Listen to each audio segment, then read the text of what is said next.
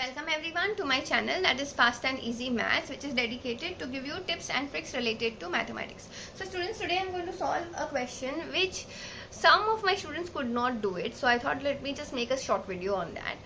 We just have to calculate square root of 0.25 into 0.16. So now understand, for people who can find out the square roots like orally when it's coming to decimal, it's fine.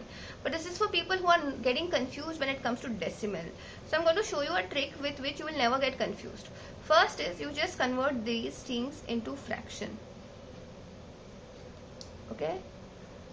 And now all you have to do is you can break the square roots. So root of 25 upon 100 into root of 16 upon 100. Okay. So students, if you like the way I'm explaining, then please go ahead and hit the like button, because that gives me tremendous amount of encouragement in doing these kind of videos. Also don't forget, at the end of this question I'm going to put up a DIY whose answers you can mention in the comment section. So now, see, understand, whenever you have a fraction and which is under the square root, you are going to apply square root on both numerator as well as denominator.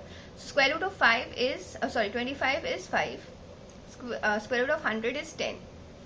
Again, square root of 16 is 4. And square root of 100 is 10. Okay.